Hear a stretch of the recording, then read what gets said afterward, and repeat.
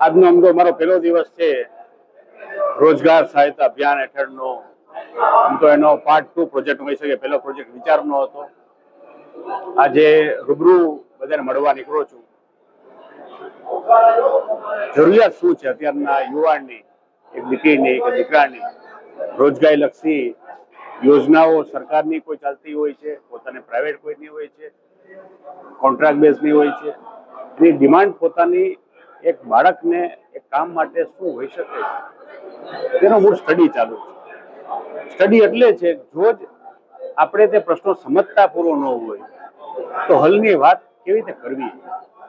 એટલે પેલા પ્રશ્ન છે કે નહીં છે તો કઈ કક્ષા સુધીનો છે, કઈ હદ સુધીનો છે, એની માગણી લાગણી ભવિષ્યની શું છે એ બાળકની, તેની જો જાણકારી મને મળી શકે તો એની રજૂઆત હું કરી શકું.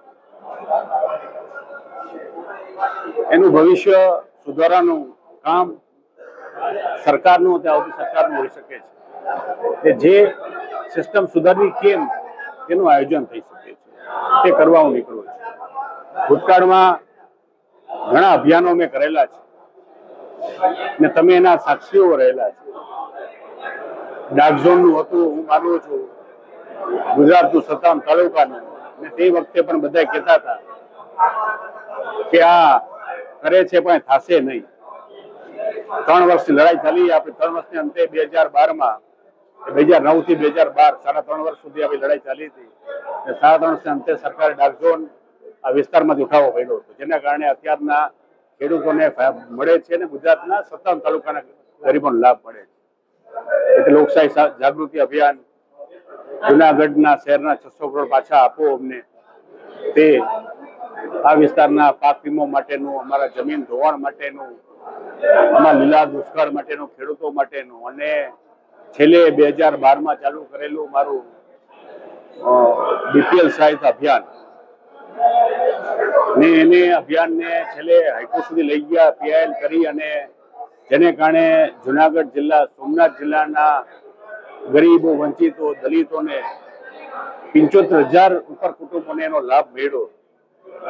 આ ભૂતકાળમાં કરેલા કામો એટલે કેવા જરૂરી છે કે આ કોઈ ઢીંડક નથી. આ યોજનામાં સરકારી ચાલે છે, એમાં સુધારો શું થઈ શકે અથવા વધારે ઉપયોગી કેમ થઈ શકે તે વિચાર કામ ચાલુ કરેલું છે. ને આ કોઈ 2-4 દિવસમાં કામ પૂરું થયું કામ પણ નથી. જે પ્રશ્નો આખા સમાજને નડતો હોય તે દૂર કરવા માટે પાયાથી સુધારો કરવો પડે. તે પાયો સુધારો કેમ તે વિચારણા કામ ચાલુ કરવામાં આવેલું છે. હું માનું છું કે બધાની વાત સાંભળીને એનો વ્યાજબી નિરાકરણ થઈ શકે ત્યાં સુધી એમ પહોંચીશ.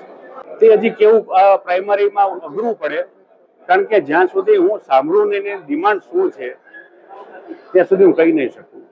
હું સરકારની ખામી હોય કે ન હોય, કેન્દ્ર સરકારની, ગુજરાત સરકારની હોય, અથવા કોઈ નવી સ્કીમ બનાવવાની હોય, એ જાણકારી પ્રજાને લીધા પછી જ કહી શકીએ.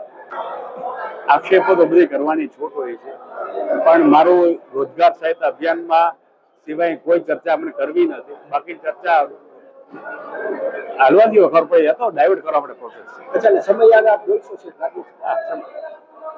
જવાહરભાઈ, આપ આટલો સમય આ વિસ્તારમાં ધારાસભ્ય રહ્યા છો, તો અત્યારે રોજગાર સહાયતા અભિયાન લઈ આવવાનું કારણ શું? ના, સમયસર ચાલતો આટલા આયોજન કરેલા છે ને, અભિયાનો કરેલા જ છે. અભિયાન મારા ચાલુ હોય છે, તમારા ધ્યાનમાં હમણાં આવેલું છે. આગલા અભિયાનમાં આપ ક્યાં હતા કે નહોતા? એમ આ બે બોલ્યામાં અભિયાનમાં તમે ક્યાં હતા? બાકીના બધા હતા, આપ નહોતા. અચ્છા જવાહરભાઈ, આપ નજીકના ભવિષ્યમાં આમ આદમી પાર્ટીમાં જશો તો એવા ઇંધાણ ખરાબ?